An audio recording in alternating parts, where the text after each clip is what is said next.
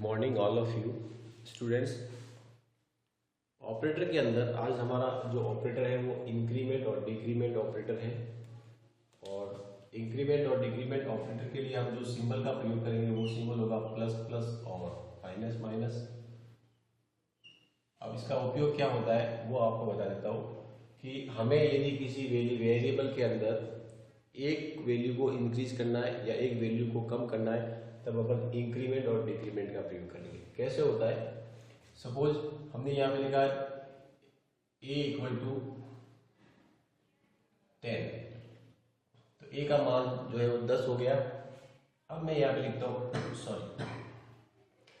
यहाँ पे लिखता हूँ मैं a प्लस प्लस, तो ऑटोमेटिकली a के अंदर एक प्लस हो जाएगा। ऑटोमेटिकली a के अंदर एक प्लस हो जाएगा। तो अब हमने a को 10 दिया है, लेकिन इंक्रीमेंट होने के बाद a की वैल्यू क्या हो जाएगी 11।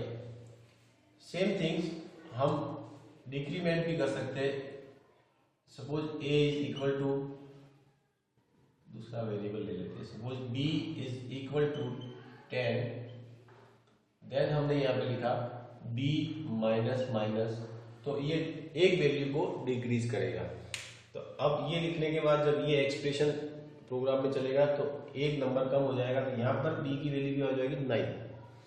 तो only one number, one value increase and one value decrease.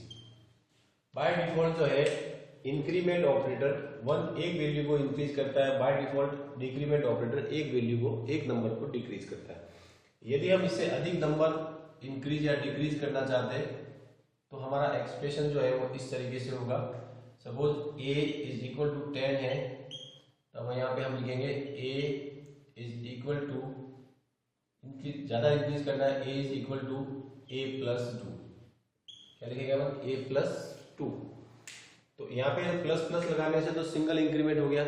अब यहाँ पे लिखेंगे a is equal to a plus 2, तो अब 2 का इंक्रीमेंट होगा, लेकिन इंक्रीमेंट ऑपरेटर का प्रयोग नहीं किया गया।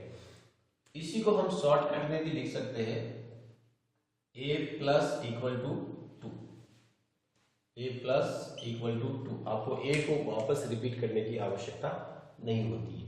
अगर हमें सिंगल वैल्यू को इंक्रीज करना है तब हम a प्लस प्लस लिख देंगे। यदि हमें एक से ज्यादा, यहाँ पे जैसे हमने 2 लिखा है तो 2 की जगह 3 भी हो सकता है, 4 5 6, कोई भी जितना नंबर हमें इंक्रीज करना है वो यहाँ पे हो सकता है। तो हम ऐसे लिखेंगे उसको a is equal to a plus 2। तो अब a का मान जो है वो यहाँ पे 10 है, तो यहाँ पे क्या हो जाएगा a is equal to a plus 2 यानी 12 हो जाएगा। और इसको हम शॉर्टकट में लिख सकते हैं, ये जो लिखा हुआ है इसको हम ये एक्सप्रेशन में भी लिख सकते हैं a plus equal to 2, a plus equal to 2। ये ध्यान रखना, ये और ये बोथ आर सेम, ये दोनों सेम स्टेटमेंट है, लेकिन इनको लिखने का तरीका अलग अलग है। जो हम a equal to a plus 2 लिख रहे हैं वो हम सी लैंग्वेज के अंदर शॉर्ट फॉर्म में a प्लस इक्वल टू 2 लिख सकते हैं। सेम थिंग्स हम डिक्रीमेंट में भी एप्लीकेबल कर सकते हैं। Suppose b is equal to 10 और हम अधिक का डिक्रीमेंट चाहते हैं तो b is equal to b minus 2। तो अब 2 का डिक्रीमेंट हो गया। Now it can write as following: b minus equal to 2, b minus equal to 2। तो अब ये शॉर्टकट है जो इस तरीके से भी लिख सकते हैं। ये जो अपन ने एप्लीकेबल किया ये इंक्रीमेंट और डिक्रीमेंट के साथ साथ मल्टीप्लिकेशन और डिवाइडेशन में भी होता है। कैसे? सपोज मैं यहाँ पे लिखता हूँ a is equal to a multiply by 2, a is equal to a multiplied by 2। Now we can write it in short form a multiply equal to 2। Same things।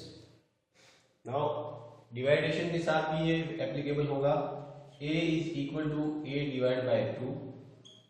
Now we can write a divided equal to 2। तो ये shortcut form है जो हम काम में ले सकते हैं।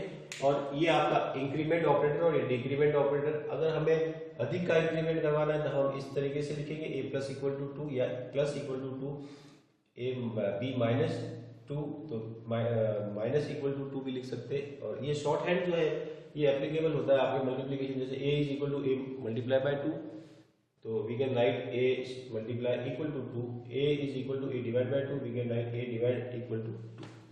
तो ये आपका इंक्रीमेंट ऑपरेटर, इसको और अपन डिस्कस करेंगे नेक्स्ट क्लास में, जिसमें पोस्ट और प्री इंक्रीमेंट या डिक्रीमेंट दोनों में भी दो प्रकार से उपयोग किया जाता है, तो प्री इंक्रीमेंट और एक पोस्ट इंक्रीमेंट। तो वो अपन नेक्स्ट क्लास में डिस्कस करेंगे। Thank you.